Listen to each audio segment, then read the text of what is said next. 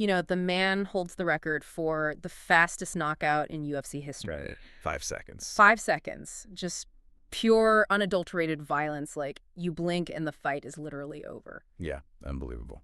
But if you look at how Jorge Masvidal prepares today, you won't find that stereotypical, street brawler who's just swinging for the fences. No, not at all. You'll find someone who is operating much closer to, like, a cellular biologist. Yeah, and I think it completely shatters the illusion of the modern gladiator. Because we have this tendency, right, to view professional cage fighters as these engines of raw chaos. Oh, for sure. Like they're just operating on pure instinct and aggression and rage. But when you look at the absolute elite of the sport, especially through the lens of Masvidal's recent work, I mean, that chaos just completely vanishes. It really does. You're suddenly looking at, highly calculated biomechanics, extreme sports psychology, and just this cutting-edge recovery science. Which, I mean, that makes the Octagon maybe the most intense, high-stakes human laboratory on Earth. So our mission for this deep dive is to explore that exact intersection, where primal human combat actually meets biohacking and high-level psychology. Like a wild intersection. It is. And we're using this really revealing conversation between the human biologist Gary Brecka and Jorge Masvidal as our main source material today. Yeah, and what's wild here is just how counterintuitive so much of this actually is. I mean, we're going to look at why stripping the gloves off makes a fight more technical, which sounds crazy. Right. And why the psychology of a fight requires this massive emotional paradox, plus the actual biological mechanisms that keep a fighter's body from just, completely disintegrating. Disintegrating, yeah. And I think we have to start with that physical deterioration because you really can't fully grasp a fighter's career trajectory without understanding the sheer deficit they operate from. Oh, absolutely. I mean, reading through the data on Masvidal's baseline health, it's practically a medical marvel that he was competing at all. Yeah, he wasn't optimizing from a place of peak health. No, he was operating from the absolute basement. Like, since he was 17 years old, he's suffered from these chronic, just debilitating sleep issues. Which is insane for an athlete. Right. A professional athlete relying on fast twitch reflexes, and he is averaging only 4 to maybe 4.5 hours of sleep a night. Wow. And the rest of the time, he's just tossing, turning, just awake in the dark. Yeah, and his whoop strap data actually confirmed it. He had an average of 4 wake-up events per hour. 4 an hour. So even during the 4 hours he was supposedly asleep, I mean, his body was trapped in this cycle of neurological interruption. Right, so he's never getting deep sleep. Exactly. His brain just wasn't reaching those deep restorative stages where actual physical repair happens. So your body is basically just rebooting the operating system constantly, 4 times an hour. Yeah, it's torture. And this all culminated recently after this absolutely grueling schedule he had. Like, he had a major UFC event, insane travel across time zones, media obligations, and he ended up with essentially 0 sleep for 4 or 5 days straight. Which is dangerous. It is. He described walking around feeling completely drunk, but without having consumed a single drop of alcohol. Well, yeah, because that's literal cognitive failure. Yeah. I mean, extreme sleep deprivation degrades your prefrontal cortex. Yeah. It degrades your reaction time, your motor skills. It's like you're chemically impaired. Exactly. It chemically mimics intoxication. Yeah. So if your job involves dodging a shin aimed at your temple in a fraction of a second, I mean, walking into the cage with the equivalent of a 0.08 blood alcohol level is just a disaster waiting to happen. So he hits this breaking point. He's exhausted, and his elbow is swollen to the size of a tennis ball. Yeah, that chronic issue. Right, a lingering issue from just constantly slamming it into the mat during MMA takedown defense over the years. Right. So he walks into Brecka's clinic, and he undergoes what they call the superhuman protocol. Which is a bold name. It really is, and this is where things get heavily into the cellular mechanics. I mean, it sounds like a sci-fi movie. Step 1. He's put in this red light therapy bed, just absorbing these concentrated wavelengths. And we should probably clarify what that actually does, because, red light therapy, it kind of sounds like a tanning bed gimmick to a lot of people. Right, like something you'd see at a local spa. Yeah, exactly. But in reality, these specific wavelengths of red and near-infrared light, they penetrate the skin, and they target the mitochondria inside your cells. Okay. It stimulates this enzyme called cytochrome peroxidase. So it's essentially kickstarting the cell's internal power plant to produce more energy for repair, like it's telling the cell to wake up. Exactly that. And it reduces oxidative stress. So he does the red light bed and then immediately moves to step 2, which is EWO. Exercise with oxygen therapy. Right. So they strap this mask to his face, put him on a treadmill, and they have him inhale from this massive 900-liter bag of 93% pure oxygen. Which is huge. It's crazy because normal room air, like for you and me right now, is about 21%. Yeah. So he is hyperventilating pure oxygen. And then step 3 is hydrogen therapy. Right, the nasal cannulas. Yeah, nasal cannulas feeding him hydrogen gas, Right. followed by sitting in a hydrogen-infused bath. And the immediate results, I mean, they are staggering. Oh, they were. Within an hour, that tennis ball swelling on his elbow reduces by 50%. An hour. 50% in an hour. But the real kicker is that night. For the first time in over a decade, he sleeps completely through the night and wakes up naturally to sunlight. And his biometric tracker showed a 37% spike in his HRV. That's heart rate variability. Right. And for anyone tracking their own fitness, you know HRV isn't just about your heart rate being high or low. No, not at all. It's those micro fluctuations in time between the actual heartbeats. It essentially measures the tug of war between your sympathetic nervous system, which is your fight or flight, and your parasympathetic nervous system, the rest and digest. Yeah, and a 37% jump in one day means his autonomic nervous system violently slammed the brakes on his chronic stress. It's incredible. A single day jump like that in an elite athlete, I mean, it defies normal physiology. It indicates this profound, immediate cellular recovery. But, okay, let me push back for a second here. If we look at that EWOT system, right? Sure. Flooding the body with 93% pure oxygen while you're running on a treadmill, that sounds to me like dumping pure nitrous oxide into a streetcar engine. Yeah, I see where you're going. But it's a massive artificial boost. So doesn't the body just get lazy after a while? What do you mean? Well, like if a bodybuilder takes exogenous testosterone, their endocrine system eventually stops producing its own naturally because it senses this massive surplus. Doesn't your body build a dependency on this super oxygenated air to function normally? You know, it's the most logical pushback, and Masvidal actually had the exact same hesitation in the source material. Really? Yeah, he has the same thing. But the biological mechanism of oxygen saturation is fundamentally different from a hormone feedback loop. Okay, how so? Well, EWOT doesn't create dependency because of the specific combination of duration and the cellular demand at the time. Meaning, because he's actually on a treadmill at the time, his cells are actively begging for the oxygen rather than him just sitting on a couch receiving it passively. Precisely. You aren't breathing 93% oxygen 24/7. You just do it in a targeted 15-minute burst while under a mild cardiovascular load. Right. Oxygen is the ultimate biological fuel for ATP production. So when you flood the system while the heart rate is already elevated, you supersaturate the blood plasma. Okay, and then that gets pushed around the body. Exactly. That oxygen-rich plasma is forced deeply into tissues and joints, like that chronically swollen elbow that typically have terrible blood flow. Ah, so it forces the cells to aggressively turn that oxygen into energy, flush out the cellular waste, and accelerate the repair process. Exactly. You aren't replacing a chemical the body naturally synthesizes, like a hormone. You are just providing a temporary massive surplus of the raw material the cell already requires to do its own housekeeping. That makes total sense. And the hydrogen therapy works on a very similar mechanical level. Because it's so small. Yeah, hydrogen is literally the smallest molecule in the universe. It easily crosses the blood-brain barrier and penetrates deep into cells, where it acts as a highly selective antioxidant. Highly selective. Yeah, it specifically neutralizes toxic hydroxyl radicals without interfering with the beneficial free radicals that your body actually needs for cellular signaling. Which explains how that swelling dropped 50% in a single hour. It's just massive systemic flushing. Right.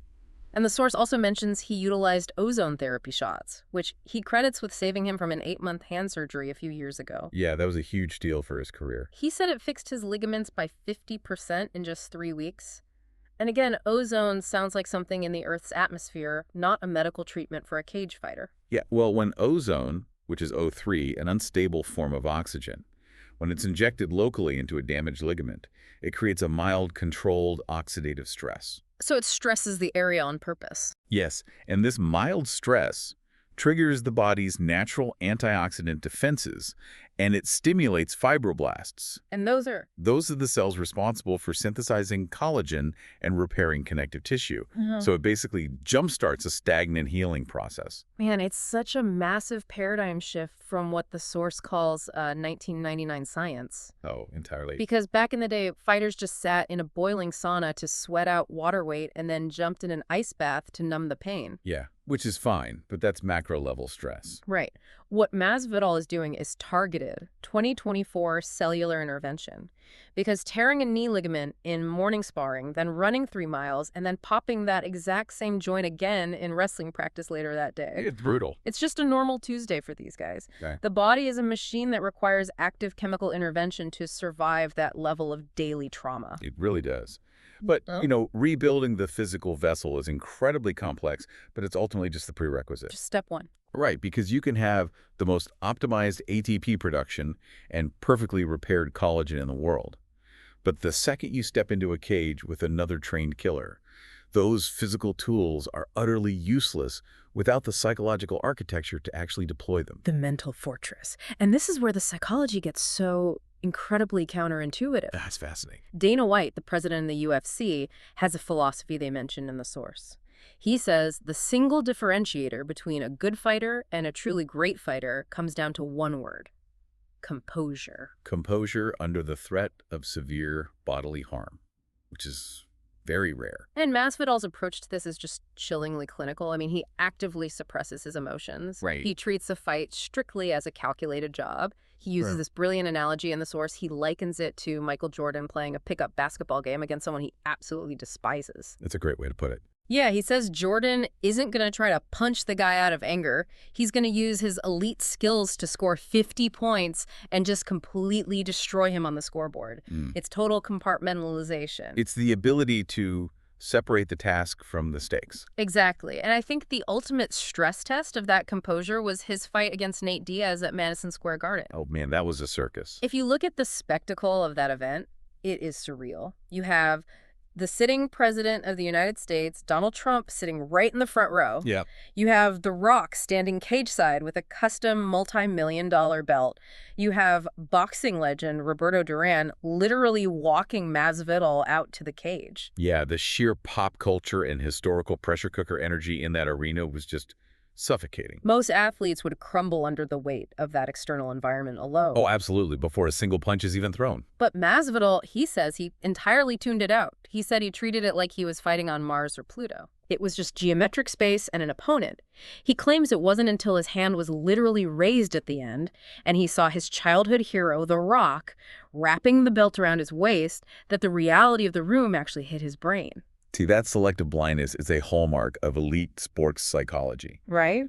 But where this gets truly fascinating is how he manages his internal environment when the fight doesn't go his way. Yeah. When that composure is physically shattered. Right, because this is the massive contradiction in his philosophy. Yeah. He says the secret is being this cold, calculating, emotionless machine.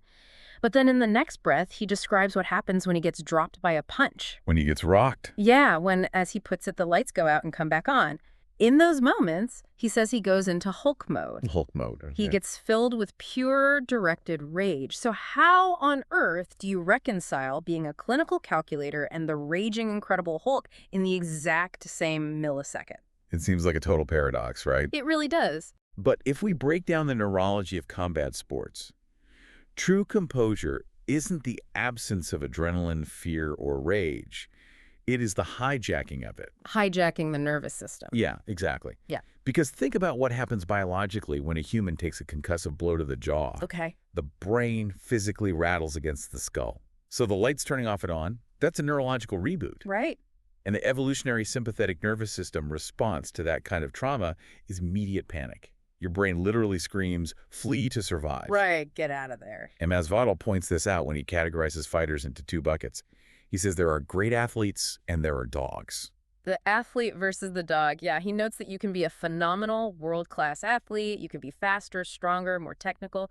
But when you take that severe concussive damage, the athletic instinct is to look for a way out. Yeah, they subtly look away from their opponent. They glance at the referee. Like their eyes track toward safety. Exactly. The dog, however, maintains a visual lock on the target, even while their brain is misfiring. Which is terrifying. It is. Yeah. What Masvidal is describing as Hulk mode is using the neurological shock of the trauma as a secondary fuel source. Oh, wow. When you get hurt, your body dumps massive amounts of dopamine, adrenaline, and cortisol into your bloodstream to help you escape. But instead of letting that chemical cocktail scatter his focus into panic, he funnels all of it into tactical aggression. He weaponizes the fight-or-flight response. The rage isn't uncontrolled flailing. It's a hyper-focused aggression directed solely at neutralizing the exact threat in front of him. That's wild. So true composure isn't about keeping your heart rate at 60 BPM while getting kicked in the ribs.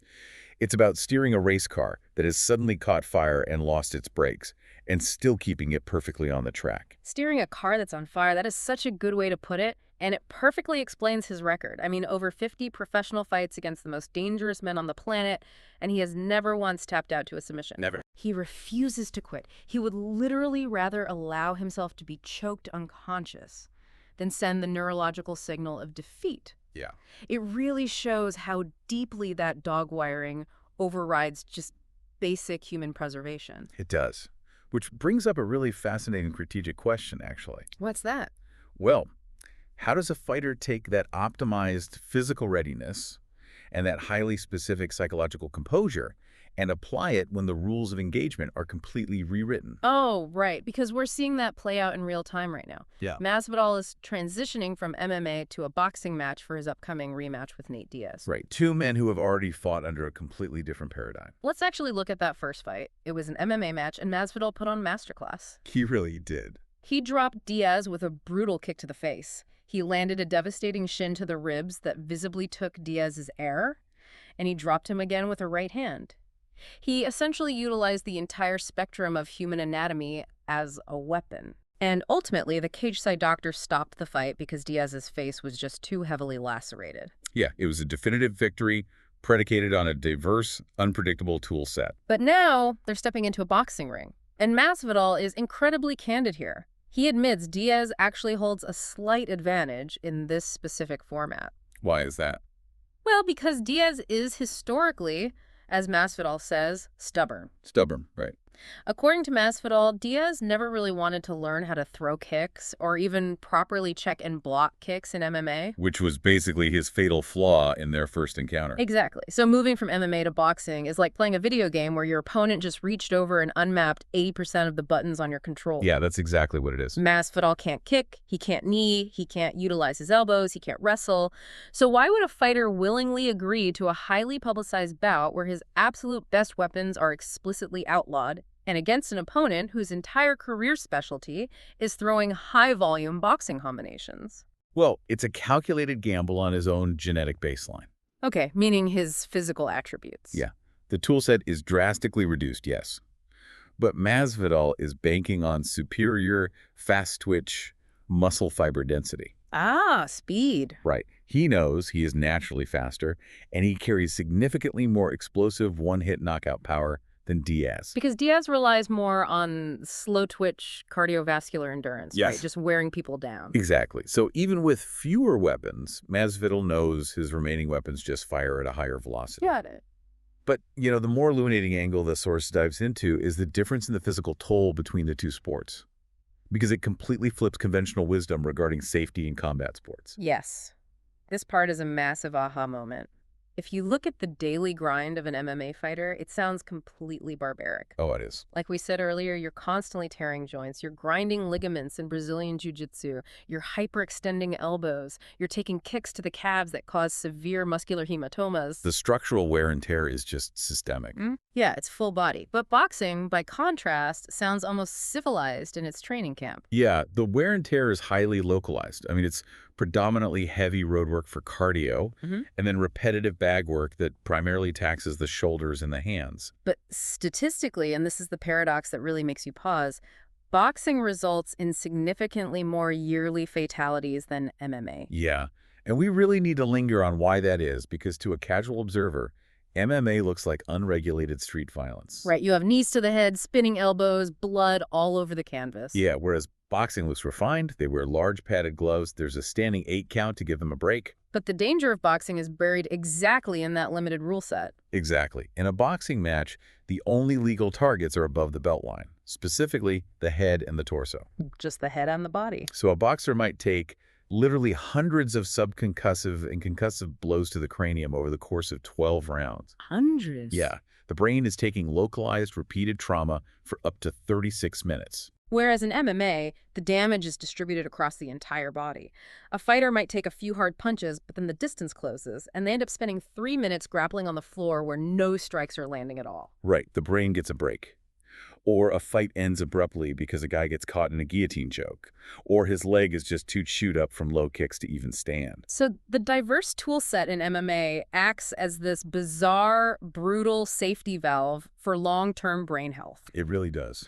Like, an armbar might snap your elbow in half, but it saves your brain from absorbing 150 more punches that night. Exactly. Boxing's limitation of targets concentrates 100% of the trauma inside the skull.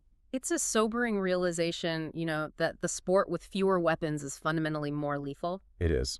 And speaking of how rule sets and weapons alter the geometry of a fight, Masvidal isn't just a participant anymore. He's actively architecting these environments himself. Right, the promoter side of him. Yeah, the business of blood.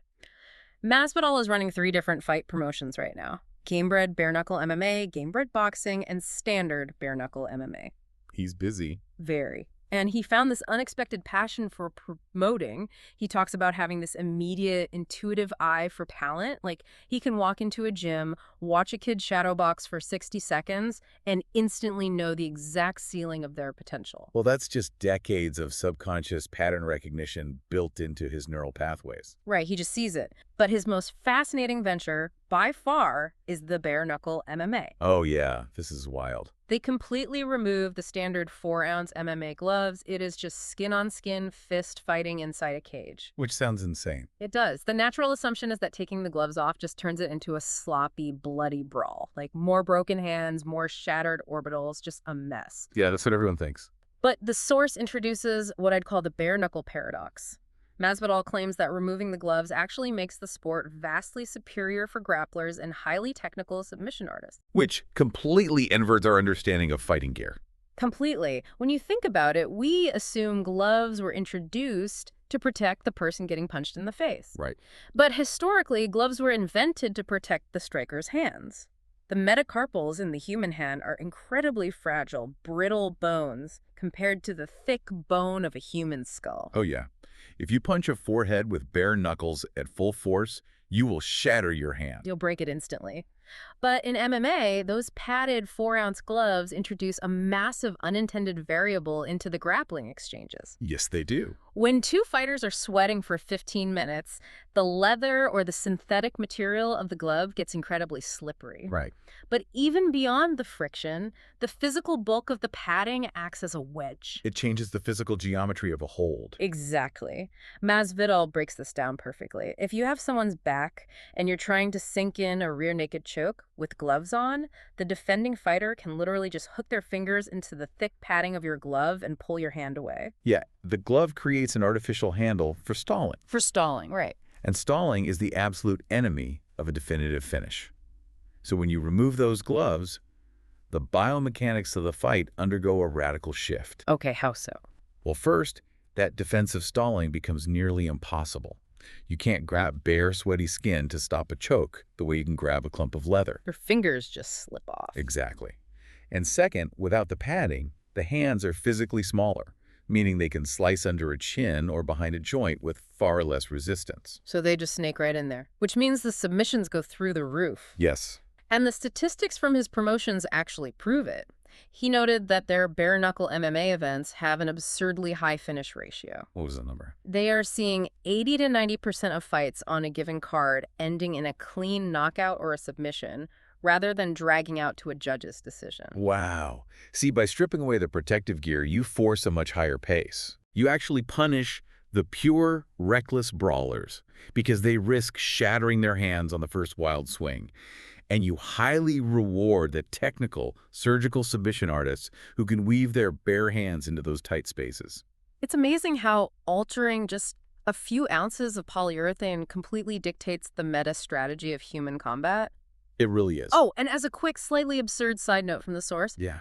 they briefly touched on the new viral trend of slap fighting. Have you seen this? Oh my gosh, yes. They discussed a theory that having a thick, dense beard reduces the concussive impact of a full-force slap by exactly 3%. 3%. So it's a literal shock absorber on the jawline. A 3% beard advantage. I mean, if you're taking unprotected trauma to the face, I guess you take every decimal point of advantage you can get. Yeah, I suppose you have to. But, when you zoom out and you look at Masvidal's life right now, sustaining this level of absolute madness. Yeah, the schedule alone. The extreme biohacking, the psychological toll of fighting, the financial and logistical stress of running 3 separate promotions simultaneously, you have to ask, what is the actual fuel for this machine? Where is the energy coming from? Well, it leads us to the emotional and spiritual engine driving the entire apparatus. Yeah. Because biology and psychology can only take you so far without a foundational why. Right. To prepare for this upcoming Diaz boxing match, Masvidal uprooted his entire life. He moved his training camp to Las Vegas. Yeah. He has been isolated from his home, his team, and most devastatingly, his kids in Florida for nearly 6 months. 6 months away from his kids, that's the ultimate sacrifice of the professional athlete. It is. And he doesn't shy away from the fact that this separation causes him immense acute emotional pain. Yeah. He told this incredibly raw story about his son. Yeah, that was tough to listen to. His son is currently in a phase where he is just actively ignoring his dad on the phone. It's clearly out of anger over his father's prolonged absence. Yeah. Masvidal calls, and the kid just gives him one word, hollow answers. And Masvidal relates to it completely. He recognizes his own coping mechanisms in his son, admitting that, out of sight, out of mind is exactly how he deals with missing people, too. See, that psychological mirroring is profound. He's watching his child develop the same emotional compartmentalization that allows him to survive in the cage. Exactly. It's the classic hero's dilemma in real life. You can't slay the dragon and provide the treasure if you never leave the village. But leaving the village inflicts pain on the very people you were trying to provide for. And the crucial insight here is how he processes that guilt. Because he doesn't let it consume him. No. He weaponizes it. He uses that emotional pain as literal combustible fuel. He states that if he is sacrificing this irreplaceable, fleeting time with his children, he is going to make sure someone pays dearly for it. And in this case, that someone is Nate Diaz. Right. He uses the guilt of his son's silence to run the extra mile, to hit the pads with more malice, to force his body through those biohacking protocols we talked about. Yeah. He has to ensure that the financial and legacy reward of winning is undeniably worth the time he stole from his family. Which connects directly back to our discussion on Hulk mode and that dog mentality. Exactly. He's taking a deeply negative psychological state. Profound guilt, sadness, isolation, and instead of letting it break his spirit or distract his focus, he transmutes it into raw, actionable energy. And the final piece of this underlying engine is his faith. Masvidal explicitly attributes his speed, his explosive power, and his reflexes to God. Yeah. But what I found fascinating is the maturation of how he views that faith. It's a significant evolution from his early career, for sure. Yeah, because for years he admitted he was highly negligent with rehab and recovery technology. He would maybe do a sauna, maybe a cold plunge, but largely he believed his God-given talent was sufficient. Right, he was relying purely on divine gifts and just the natural resilience of youth. But youth is a rapidly depreciating asset, especially in a sport that measures careers in car crash-level collisions. Oh, without a doubt. He realized that. And now he balances that deep spiritual faith with intense physical responsibility. His evolved mindset is that, yes, God gave him the raw talent and the fast twitch fibers, but as he puts it, God also wants you to do some work. And if we pull all the threads of this deep dive together, that single statement is kind of the thesis of the whole thing. It really is. The hyperoxygenated EWOT therapy, the calculated emotional detachment at Madison Square Garden, the strategic geometry of bare-knuckle chokes, none of it matters without the emotional and spiritual engine driving the desire to win. But conversely, the spiritual engine, the guilt, and the raw talent will eventually just stall out and break down if you don't take proactive scientific ownership of your biology. It's the perfect synthesis of the primal and the progressive. I mean, he has transitioned from a young fighter surviving purely on instinct and durability to a veteran athlete actively architecting his own longevity through targeted cellular science. So think about the journey we've just mapped out here. We started at the cellular level, breathing 93% pure oxygen to force ATP production and fix a swollen joint. Yeah. We moved to the psychological paradox of staying perfectly clinical while hijacking the brain's concussive trauma response. Right. We explored the brutal, counterintuitive physics of bare-knuckle grappling. And finally, the deep, compartmentalized emotional fuel of a father separated from his son. It provides a comprehensive, and I'd say almost intimidating, look at what it actually requires to survive at the absolute apex of professional violence. And the takeaway here isn't just for people stepping onto a canvas. No, not at all. If you look at your own life, the core principles translate perfectly. The idea of seeking targeted, proactive recovery instead of just hoping a good night's sleep fixes your chronic stress. Yeah. The concept of taking your own adrenaline, your anxiety, or your guilt and directing it into focused action rather than letting it scatter you into panic. And most importantly, finding a why that is potent enough to justify the daily grind of your own personal battles. The mechanisms of human optimization and resilience are universal, even if our individual arenas look very different. Which leaves me with this final thought to chew on. We started by saying we view professional fighters as modern gladiators, relying purely on aggression and grit. Right. But looking at a guy like Masvidal, meticulously tracking his heart rate variability, utilizing molecular hydrogen gas therapy to neutralize hydroxyl radicals, and calculating the exact friction coefficient of a bare-knuckle chokehold. It reframes the entire profession. Are the best fighters today actually closer to being hyper-violent scientists running real-time, high-stakes experiments on their own bodies? I think they are. If sports are ultimately just applied physics and biology, the Octagon might just be the most intense laboratory on Earth, a place where the scientific method is tested with actual immediate physical consequences. It's an incredible way to look at it. So the next time you see that jagged white line on an X-ray or two fighters locked in a cage, remember, there is always a much deeper science operating just beneath the surface. Keep questioning, keep exploring, and we will catch you on the next deep dive.